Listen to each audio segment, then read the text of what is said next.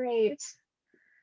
So welcome everybody to this last event in our fall semester of DH talks and visitors. I'm Stephanie Frampton. I'm the new faculty director of the Digital Humanities Lab at MIT and have the enormous pleasure of welcoming someone who, as we've been saying, was meant to visit us in person for a residency last spring. That was indefinitely delayed by COVID, but we're so delighted to have her join us virtually now tonight.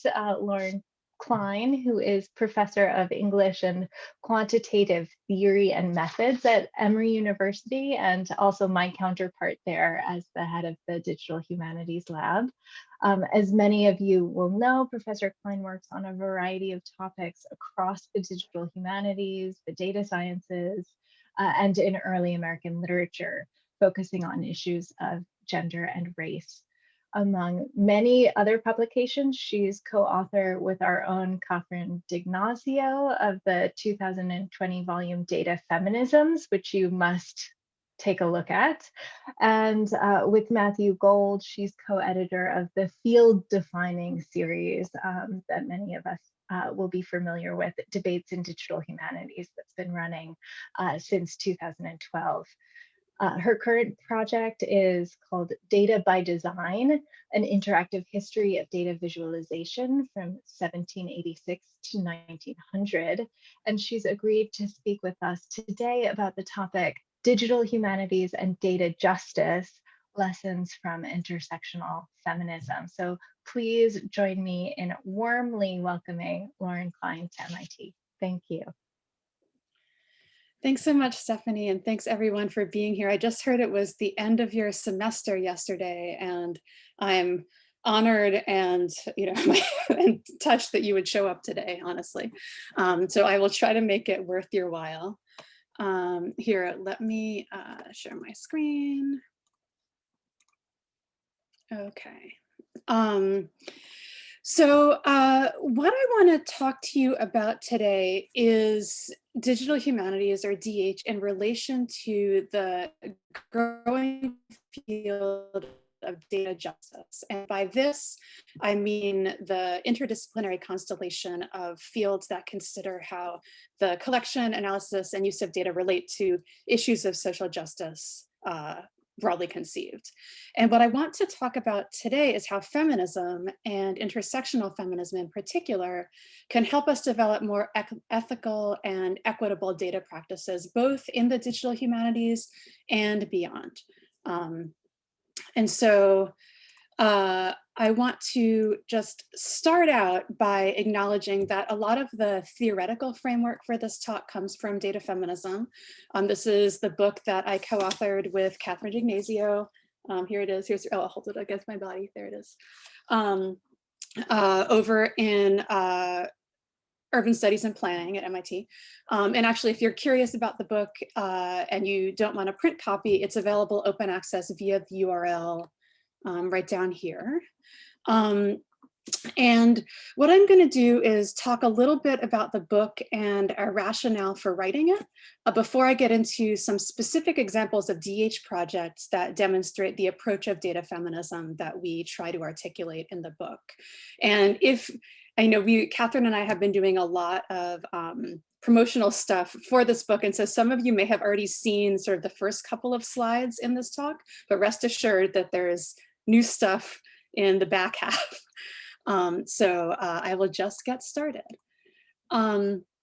So Catherine and I see data feminism as part of a growing and actually kind of amazing body of work that is working to hold corporate and government actors accountable for their sexist, racist, and classist data products. So you could think of face detection systems that can't see women of color, hiring algorithms that demote applicants that went to all women's schools, search algorithms that circulate negative stereotypes about Black girls, and more. I just pulled up 2 screenshots of recent things, which are not even the most recent things, but one is sort of academic and therefore close to home. This was the algorithm intended to predict A-level exam grades in the UK, right? Because the exams were canceled because of the pandemic. But instead of using individual students' past performance, which actually kind of would have been questionable enough, it took the students' school's past performance into account. And so students who attended historically underperforming schools found their grade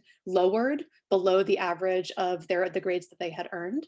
And students who attended historically well-performing schools, which of course correlate with socioeconomic level, got an automatic bump up.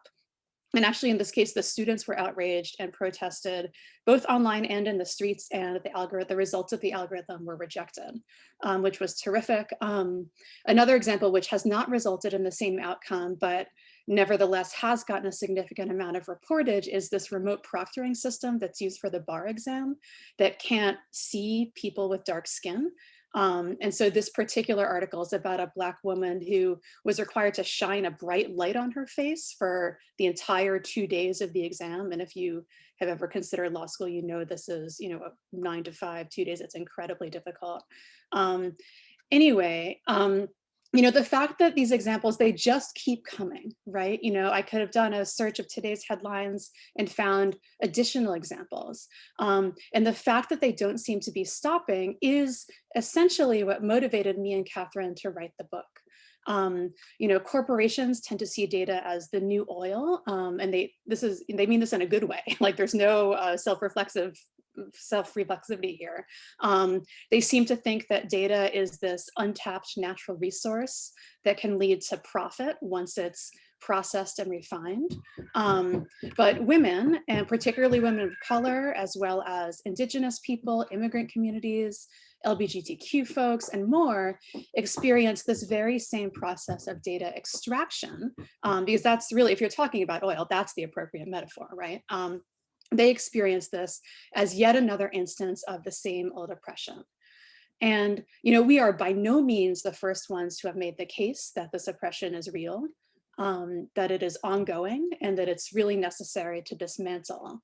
And what we explain in the book actually is how feminism, and intersectional feminism in particular, has been focused on dismantling instances of oppression and the forces of power that cause them for a very long time. So talking about feminism, I haven't really defined it. And so I just want to take a couple of minutes to talk about how we use the term feminism in the book. And I'm beginning with Beyonce because I feel like that's never a bad opening move. Although this image is kind of old at this point, it's from 2014. It's from the MTV Music Awards that year. It was from when Flawless came out. And in that song, Beyonce samples what turns out to be the American Heritage Dictionary definition of the term. So you hear it's Chimamanda Ngozi Adichie, the Nigerian novelist who Beyonce is quoting. So it's sort of an interesting layer of stuff. But you hear Adichie saying feminist, the person who believes in equal rights for men and women. And then we added non-binary people. So the takeaway from this definition, this really basic definition, is that at its core, feminism is a belief in equality. But one of the things that you realize if you look around is that this equality has not yet been achieved in our world. And so a second crucial definition that we attach to feminism, that most people attach to feminism, is organized activity on behalf of women and non-binary people's rights and interests, so that this equality can eventually be achieved. And then there's a third definition, which has to do with a set of theories and ideas. And these theories began by thinking through issues of inequality with respect to sex and gender. But over the past 40 years, both in terms of scholarship and also just sort of living life in the world, it's necessarily brought many more dimensions of inequality into the conversation. So these include dimensions of race, of class, of sexuality, of ability, and so on. Oh, I hear my younger daughter coming down to say hello. And the slamming door and tears. That subplot may be continued. In any case, so this sort of brings me back to this idea of intersectional feminism, and how, in our view, and what we say clearly in the book, is that feminism right now in the year 2020 must be understood as intersectional. Um, and so intersectionality, as you know, probably is a term coined by Kimberly Crenshaw, the legal scholar, which she uses to explain how social inequality is constructed by multiple dimensions of difference. So when we're talking about inequality or oppression, we have to be talking about the intersection of the many factors and forces that produce it. So again, this includes things like racism, like classism, like colonialism, and things like this. So that part of intersectionality, I feel at this point, most people sort of get that and know that about that term. But the really key thing to understand about intersectionality is a theoretical concept. And this is a thing that's often overlooked in sort of casual invocations of the term, like, someone told us that there's a handbag you can buy that says intersectional feminist on it. They're not thinking necessarily this way. Intersectionality doesn't just describe markers of individual identity, right? So it doesn't just mean I am white, I am a cis woman. I live in the US South and the global North, I have tenure. It doesn't just mean, it's not just these sort of markers of identity. What intersectionality is trying to describe are the structural forces of power and their intersection that make those aspects of identity matter. And it's the work of women of color feminists and Black feminists in particular that have helped foreground this conversation about forces of power, about the root cause of the instances of oppression on the one hand, or privilege on the other hand, that we face. So in short, intersectionality or intersectional feminism isn't only about issues of women. It's not even only about gender. It's at root about power. It's about who has power and who doesn't. And in today's world, data is power, right? So you see this and the idea of data as the new oil. You see this in the idea of data as the same old oppression.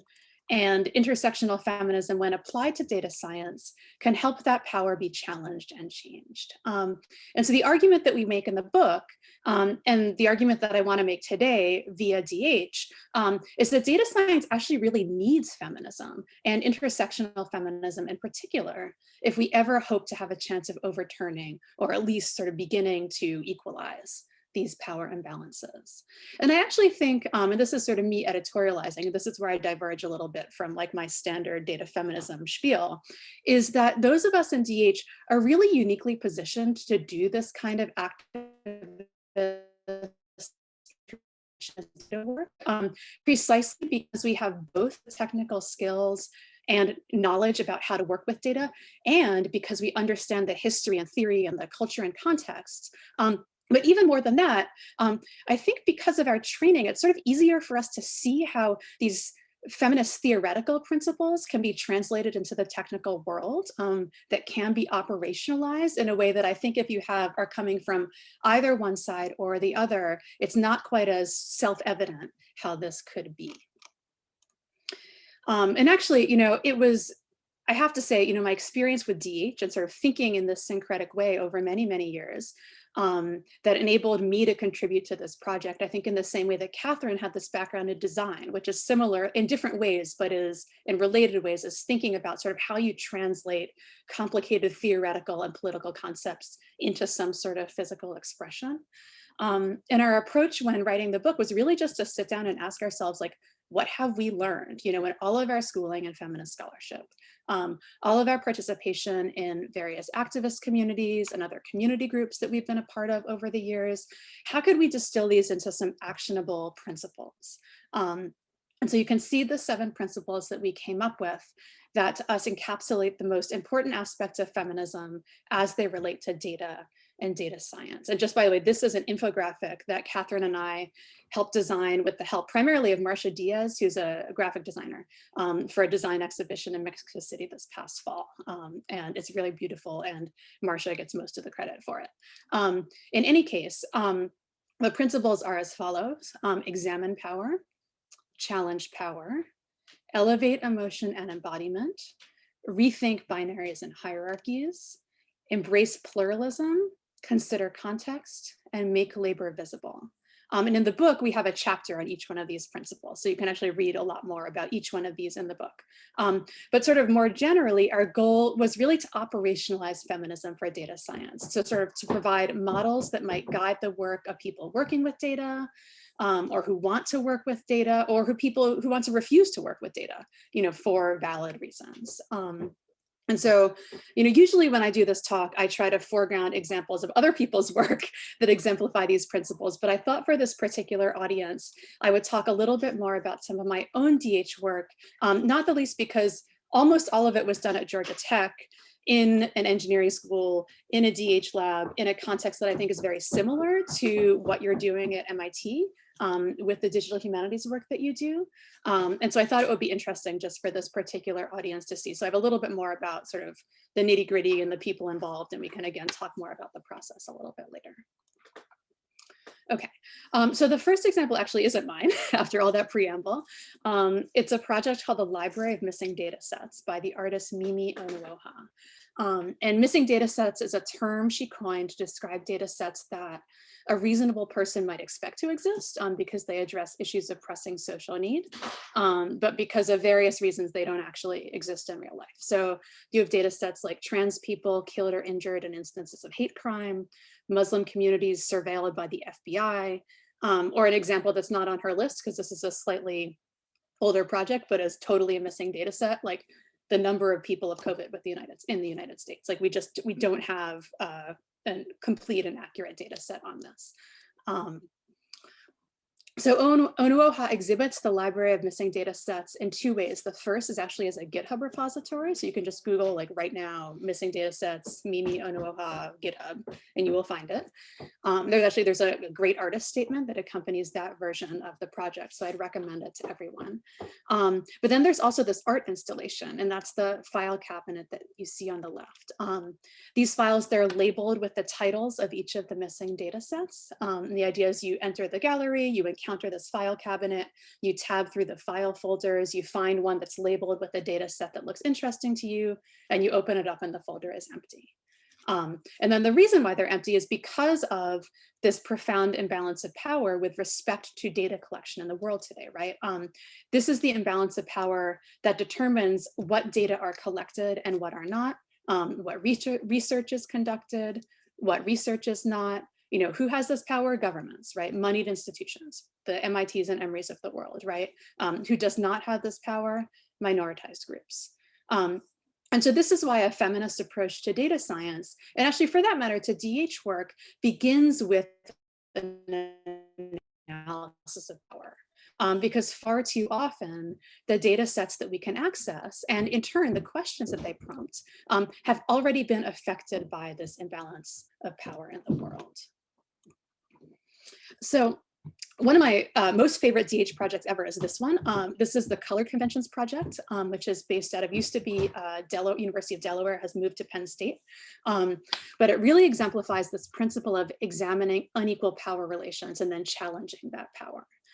So if you're not familiar with them, the color conventions were events that took place in the 19th century United States when Black Americans, both fugitive and free, gathered together to strategize about how to achieve legal, social, economic, educational justice. So the standard story of abolition, or the ending of slavery in the United States, is one that tends to credit white abolitionists for leading the cause. But that's primarily because their efforts were recorded in newspapers, which are relatively easy to access. And the minutes of these oral in-person meetings are emphatically not, right? So in this case, the forces of power that the CCP, that's how they refer to themselves, seek to challenge, are these forces of power that control the historical narrative. And one of the goals of this project is to create a machine-readable corpus of these meeting minutes so that the meeting minutes can be incorporated into these large-scale analyses of that era and sort of restore credit to the Black Americans who were actively working for abolition, but who tend to be overlooked in these dominant historical accounts of the time.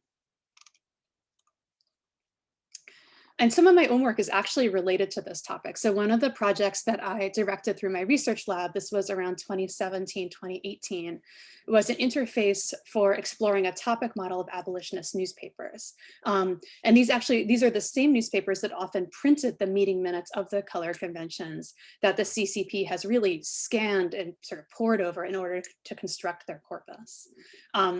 But in addition to the racial dimension that's captured in the newspapers, there's also a dimension of gender.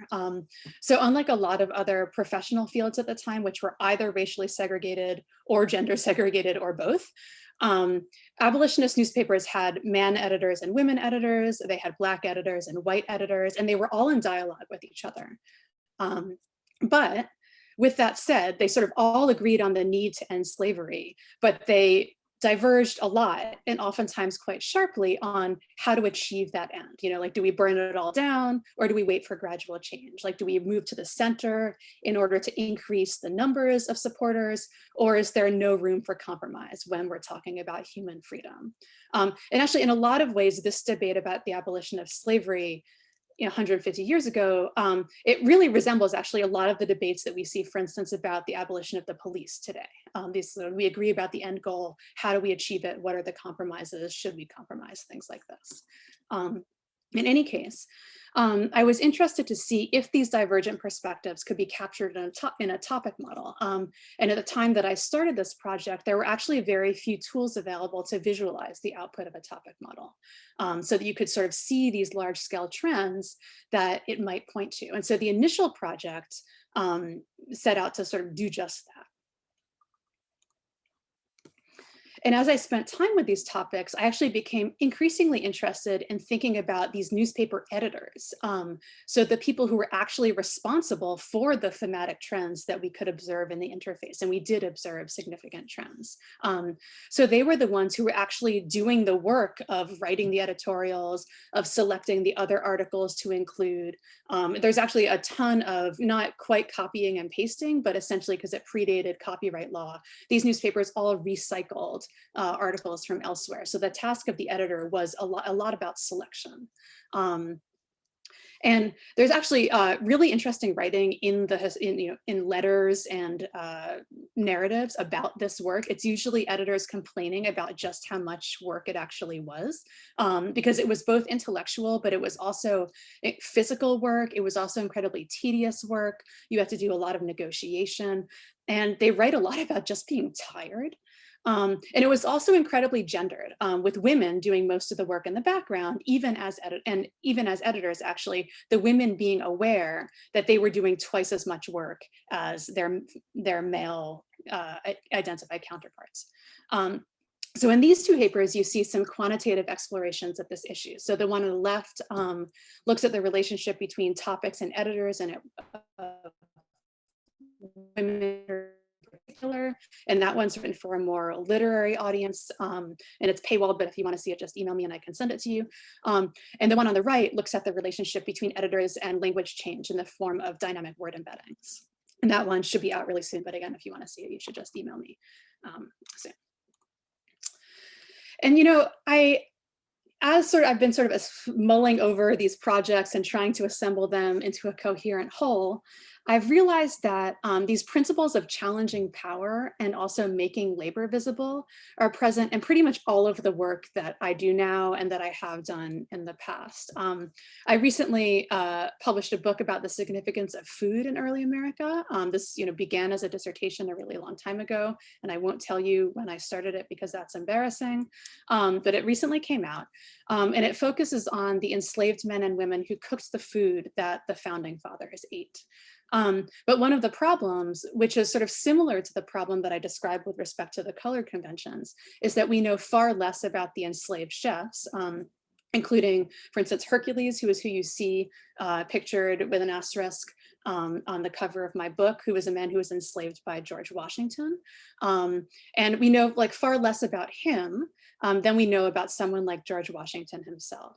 And so if you think back to, Mimi Onuoha's Missing Datasets project, which I started out by talking about, this is just another version of that, right? And so so on the right, what you see is my attempt to sort of try to, if not redress this sort of absence in the archive, then to sort of testify to what is missing. And so this is an attempt to visualize the data that surrounds one of these enslaved chefs, not Hercules, but actually the person who Thomas Jefferson enslaved, James Hemings, who was Sally Hemings' older brother. And there's a really interesting story to tell about him. Oh, actually, you can read the book. It's online, also open access if you're interested. Um, but the point here is that we no longer have access to sort of any data that documents this man's life. And in fact, there was very little data about his life created in the first place. But we can do something with that absence. And digital methods provide us with some of the tools in order to be able to do so. Okay, I'm going to sort of switch directions now and toggle back to a project that I had nothing to do with. But in order to introduce the next set of principles that I want to talk about today, the sort of second set. And these have less to do with issues relating to power and people, sort of like the people who have power and the people who don't, and more to do with conceptual structures of power, and more specifically binary structures that are defined by a hard distinction between two groups. And so feminist theory, if you're familiar with this, this might be just, obvious or a refresher or whatever. But feminist theory has really helped to show how these binary distinctions are usually hiding a hierarchy with one group on top and the other on the bottom. So if you can think about the distinction between the idea of man and of woman, this is the obvious reference point, since it's a clear example both of a false binary and an unequal hierarchy, right? There's more than two genders, and among them, no gender is better than any of the others. But one of the key moves of feminist theorists, and especially actually in STS, which I know is a thing that many MIT does really well, so this also may be familiar to you. But one of these key moves is to take this critique of the gender binary and to use it to question other binaries and hierarchies that we encounter in the world. So you could think of the distinction between nature and culture, or subject and object, or the one that this example helps me talk about, which is the distinction between reason and emotion, this sort of false binary and false hierarchy. So in an Anglo-Western context, we've been taught that reason is somehow better than emotion. And we see this play out in data and data visualization all the time, right? So best practices for data visualization involve, like a clean design, a minimalist aesthetic, presenting just the facts. But the question remains sort of, why are these our best practices, especially when that same field, information visualization, has done a lot of research that shows that we tend to interpret these aesthetic choices just as emotionally as any other. So people tend to trust charts that look minimal or that contain a source line more than they trust charts that seem somehow subjective or maximalist. Other research has shown, though, that if you ask people 2 weeks later to remember what they saw on a chart, whether it's a minimal bar chart or some sort of crazy custom designed thing, they remember the crazy one a lot better than the bar chart, which they can hardly recall. So there's all this evidence in these user studies that show that these best practices actually run counter to what is actually effective data visualization. But this hierarchy remains. So I just want to talk a little bit more about this example, and then I'm going to turn back to some of my own work. So the large black images that you see on the screen are actually, they're screenshots of an animated visualization. And actually, I will not be insulted if you just Google this project and watch it while I'm talking. It's by the design firm Periscopic, and it's called US Gun Deaths. And what it shows is the number of gun-related deaths in the United States in a particular calendar year. So each of the people killed by a gun in that year is represented as a single arc. So that's what you see on this little screen over there. And the arcs get traced one by one on the screen, and they start out really slowly so you can read all of the information about that individual. And then they get faster and faster until you can't keep up. And they cover each other so you also can't see. And it keeps on going well past the time that you think it should stop. And all of that is part of the point, right? There are too many people being killed by guns in the United States. Too many to read about, too many to visualize, because there are too many people being killed. It's really, they use this visual rhetoric to convey the fact that it is an epidemic. With that said, methodologically, it's no less statistically sound than any other study. So the data, I actually teach this I teach a text analysis class, and I show the methods of this project a lot because it's actually really well done. So the data about the people derived from a national crime data set, crimes.gov, that's a URL that exists, who knew?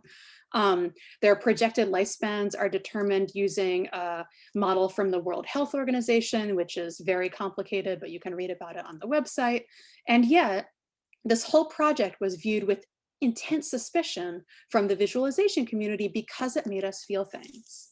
Um, and a feminist approach here would say that's not a problem at all that it made us feel things, right? It's actually a more compelling visualization and a more effective visualization precisely because it blends reason with emotion. And rebalancing reason and emotion, sort of flipping over, like taking this hierarchy, on the one hand, flipping it over so there's no longer some sort of implied hierarchy, and then collapsing that binary distinction so you're not being forced to choose. What this does is take the data communication toolbox and really allow us to focus on what really matters in a design process. So, honoring the context of the data, listening to the experience that that data is seeking to represent, and then attempting to intervene in whatever issue it is that we're attempting to challenge with the project and the work that we take on. So the same principle that applies to elevating emotion also applies to elevating embodiment. So feminist theorists have long argued that we learn more when we learn with our whole bodies, and not just when we think of our bodies as like eyeballs attached to brain stalks with signal processing that happens in our brains. So very briefly, this is a project of mine that tries to enact this principle of elevating embodiment. So there was this children's educator from the 19th century, actually from Massachusetts, Elizabeth Palmer Peabody. And she looked around her at the dawning of the Civil War and recognized that her generation had just done a lousy job of figuring out how to address anything. Slavery, the issue of slavery was unresolved, the nation was fracturing. And so, of all things, she seized upon this large-scale visualization strategy as a method that she hoped would sort of prompt her students to generate their own ideas, both about the past and about the future. And so what you see in the back over here, this is her chart in the back of the significant events of the 17th century, which she intended to be placed on the floor like a rug and have students sit around it. And it was also deliberately abstract because she wanted each student to come up with their own narrative about how these historical events fit together. And then what you see over here is a project from my lab where we tried to sort of inhabit these ideas about Peabody's charts and extend them even further with this large scale touch interface so that you can actually interact with the chart with your whole body. So we built a matrix of copper tape that actually works sort of like a keyboard, but much larger. It's 1 yard, it's actually a 1 yard grid inside a 1 meter pile of neoprene. And then we designed and printed some circuit boards to control these strips of individually addressable LEDs so that they can display the colors of the individual chart, of the original charts. And then a grad student, Sarah, quilted this sort of fabric topper to hold the LEDs in place and to be the part of the interface that the user touches and feels. And sort of like full disclosure, I've gotten totally obsessed with these forgotten historical visualization schemes. And one of the major projects I'm working on right now in the lab is this web-based history of data visualization from this era. And again, sort of as I spend time with these historical examples, which now they include Peabody, as well as W.E.B. Du Bois, and his visualizations, which aim to show the richness of Black life in the face of structural and institutional racism at the turn of the 20th century. Those are the ones that you see down here. Shona Ditit, who is a Beothuk Indian that's from what we know as Newfoundland, drew this map up here to document the abduction of her grandmother by a British settler. And I'm reminded what really is sort of the power of data that motivated me and Catherine to write this book. And it's the power to harm, to be sure, as is true of all these examples that I began my talk by talking about, but it's also a power, if not for unmitigated good, then for change, if that data can be wielded with intention and care. And so I think I'm doing okay for time, but I'm just going to sort of wrap up with one sort of final general point, which may be obvious, but I feel like it's important to say out loud. And it's that data feminism, to enact these principles, really requires a bringing together of digital humanities and data science. It's of the utmost importance not to erect distinctions on the basis of the size of the data set, the technical credentials of the people undertaking the work, because these concerns continually and historically have been used to exclude women and people of color from these fields, as well as work, and I think this is especially true in technical fields, as well as to exclude work that makes a contribution that is socio-technical as opposed to methods oriented alone. But if we start to look at these fields together, then we can clearly see that some of the most exciting data science work is actually being undertaken by digital humanities scholars, as well as artists and journalists and community organizers and activists. And just to sort of name some of these projects, on the left we have over here, this is some like pretty straight up NLP research that is doing a really great job of challenging bias in some natural language models. Here in the middle is an interactive AI sculpture by the artist Stephanie Dinkins, and it was trained on an intergenerational dialogue between Black women and her family. So it uses AI, but it's trained on a small data set, and so it produces dialogue, which is very different than like your response and interactions with, Alexa or something like that. And then on the right is this torn apart Separados project. I don't know that. Oh, now my Alexa's talking to me. Touche. A DH project which calls attention to the sort of nefarious reach of ICE. And then right on the bottom, here's a one that you may have seen. This is from Data Therapy that works with Groundwork Somerville, very close to you, to create what they call data murals for their own communities. So these are murals that are in which community members examine the data relating to their organization or their community, decide what is important about it, decide what they want to visualize, and then paint that large scale data visualization. And so these are all some of the ways that we can use data to develop more ethical and equitable data practices and to sort of call ourselves and our communities to action.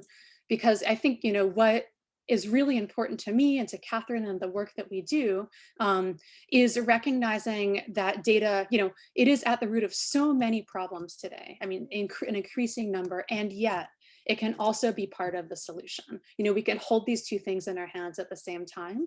And I think DH has a lot to contribute to that task of modeling what these type of interventions might be. So I just wanted to end sort of concretely with some things that DH folks can do, sort of drawing from these principles. So specifically, do work that interrogates and exposes sexism, racism, and other forces of oppression. Examine how these forces show up in data and in the world. Collect counter data and missing data. Introduce new communities to data and digital tools. Use data to advocate for equity at your institution, and universities are so primed for this, and we can talk more about that later if you want. Experiment with creative forms of data presentation and communication. So quilts, sculptures, murals, VR, really data fashion show that I couldn't include, but it's sweet.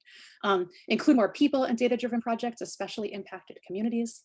And then make sure you credit your sources, your research support staff, students involved, make your process transparent and reflect on your own identity.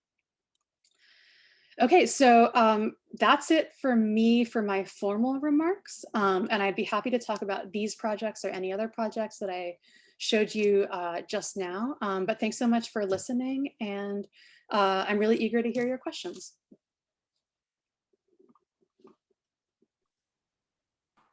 Thank you so much, Lauren. If you do have questions, click on the participants button, and do we have it enabled to raise hands? We must, so you can raise a little blue hand or drop something in the chat here. I see Mike Cuthbert has our first question, and I'm no. No, we'll always call on men first. I'm sure there's going to be a woman who has a question even more. Mike, I'll give you the privilege of first question, just as sort of as the founder of the program and as the person who did in fact invite Lauren here last spring. We're happy to have you ask the first question, but we encourage everyone to participate. Please, everybody ask. Lauren, that was fantastic. It was really incredible. My question specifically about the missing data sets that you were talking about. And I was wondering, the one thing I didn't hear in the talk or see in the book as much was about the intersection of sort of the desire for data sets and openness and open data, and the intersection with copyright and data feminism and data justice. I'm thinking of this because right now I'm having a fight with a European music journal that wants all of the that wants all of the papers to be based on data that can be released, open data, and so on. And that, of course, excludes writing any papers about jazz or hip hop or K-pop or 99% of the women classical composers. So how do these things, do you think about how open data and data sets might end up continuing the discrimination and privilege of the society at the time, that not the data sets were collected, but the data of it, of the time? Yeah, I mean, that's a huge question. And obviously, to your point, it's a lot more nuanced than just like, data wants to be free kind of thing. And it's something that I think especially, well, I guess a lot of different kinds of folks deal with a lot. And I would say the people who know more about this are domain experts, right? This is true for people who work on historical but proprietary archives, or archives that are protected by, the estate of so-and-so, or a particular private archive, or people who work on contemporary stuff, as you say, like lyrics that, the artists are still alive and very much hold copyright over those. And I think, there's sort of a practical workaround, which is, I've encountered this a lot, because the newspaper data set that I do a lot of my work on actually is proprietary, and it's proprietary because that was the only one that was available at the time at a price point that I could acquire. And we negotiated for a very long time in order to gain access to it. And now that we are increasingly asked to make our work reproducible, we sort of release the secondary data, like the embedding model as opposed to the original text and things like this. And I think usually that's enough. But I think to your larger point, it's something that people don't think about enough, which is the forces of power that sort of over-determine which data sets can be open and which data sets cannot. And again, how this in some ways sort of over-determines the research questions that we seek to take up. So to ground this in an example that may actually be familiar to you, in literary scholarship, there's so much work that happens on HathiTrust, right? Because it's like, this is a huge data set. Oh my gosh, it's so big. It has so much in it, right? And so a lot of people, when they're looking to do some sort of large scale analysis of some sort of literary trend, go to Hathi because it's easy and it's available and it's free for member institutions. And yet, not only what we know about how that database was constructed, which was by major research institutions in the country donating what was already in their catalog, so reproducing the biases of sort of prestigious collecting institutions in the data set, but also it reproduces the sort of imbalance work that sort of is prevalent in in at least English language culture, Western Anglo-English language culture writ large. So there's this amazing project called the Black Book Interactive Project that's trying to pull out from Hathi the data set of Black authored writing that can sort of be commensurate with, that can be its own big data set, sort of commensurate with, and that can support big data analysis. And yet, they've been working on this project for a bunch of years. It's still not done. It's required huge amounts of funding from University of Chicago in order to do. And meanwhile, all this other work on Hathi, proceeds along, right? Which then sort of perpetuates the imbalance of scholarship and therefore scholarly attention on these projects. And so I think it's huge. And I think that people who know about these kinds of issues do have more of a responsibility to be public about them, as do the people who are working on these big data sets because they are easy and aren't, I'm not going to say aren't willing, because that's unfairly judgy, but have chosen not to put in the time to create a data set that captures something else, a slightly more focused type of research project. And I think it's sort of part of their responsibility to be open about the fact that they have chosen one path and not the other, so that the work of assembling the data set or negotiating with an archive or saying, I would have done this project, but I can't, sort of becomes recognized as a real issue in sort of big data humanities scholarship as the issue that it is. Great, thank you, Lauren. Sandy, I see you have your hand up. Is that my colleague, Sandy Alexander? It sure is. Hi, Sandy. Thank you so much for your talk. So my question is about, I find it really interesting how the visual for the gun violence project actually did give me the heebie-jeebies. Like, it gave me goosebumps.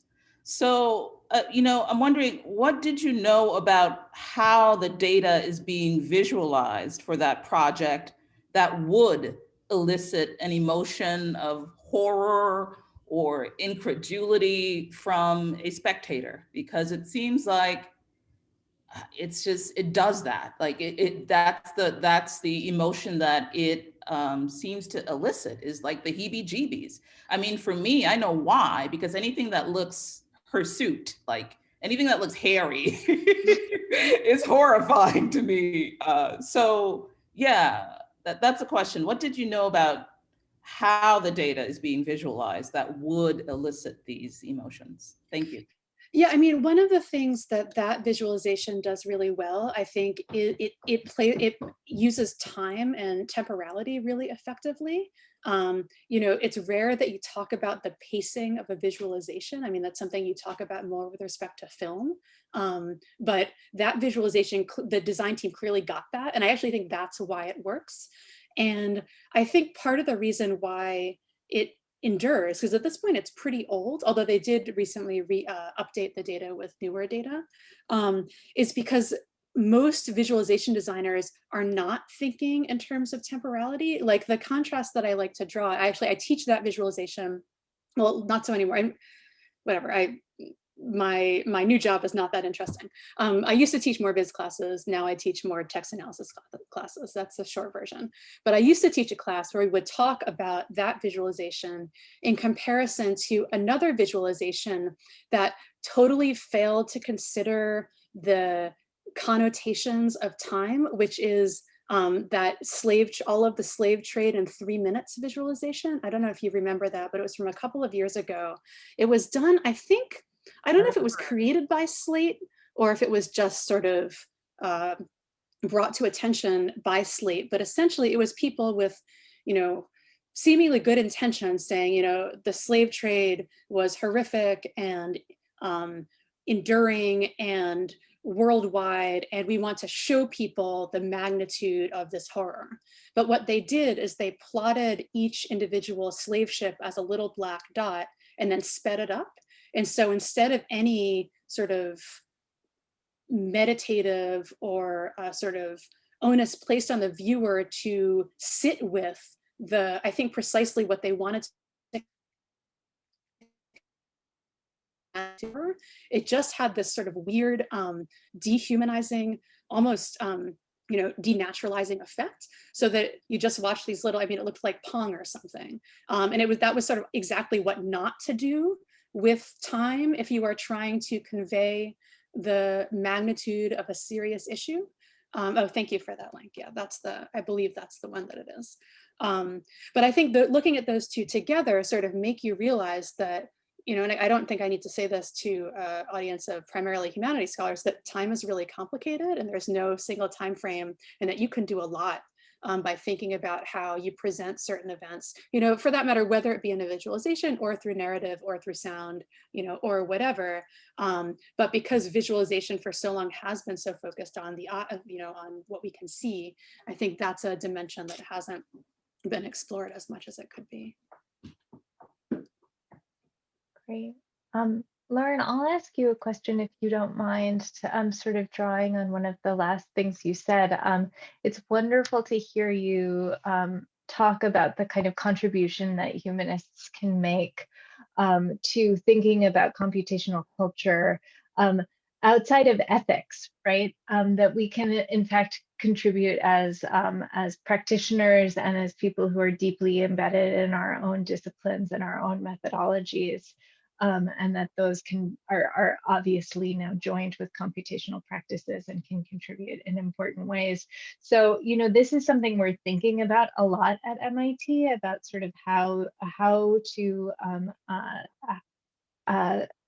teach what students need to teach about the world of data, what students need to learn here at MIT. There's in fact no CS requirement at MIT, though of course many of our students, most of our students do end up taking CS. And now we have this huge College of Computing that you may have heard about, et cetera. What are your sort of recommendations from the field about how to teach students what kinds of parts of this data feminism, data activism to bring into curriculum? All of it.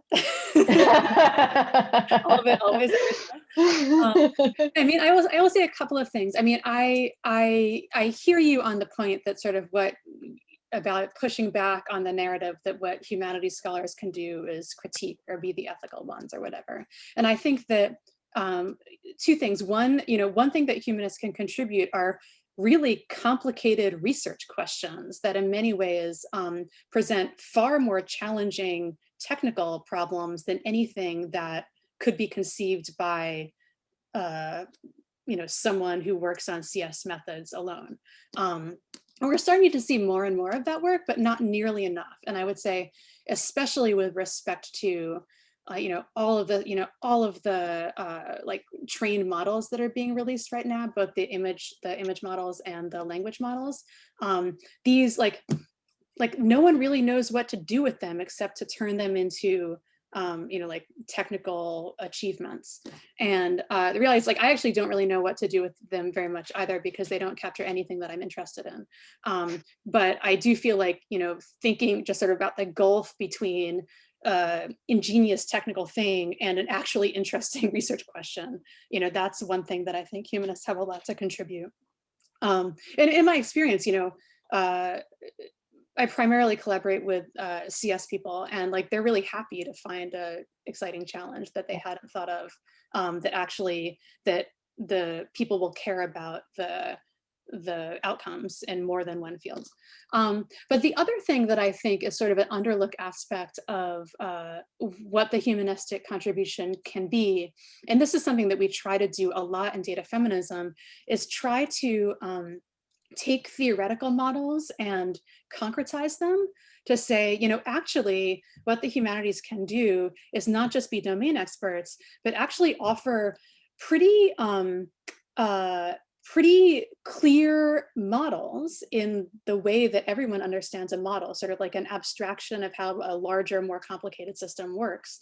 A model that can be operationalized. And these are models that come out of many years of scholarship, from, you know, fields with long histories of having iterated on these models, and they can be operationalized in a way that, you know, I think yields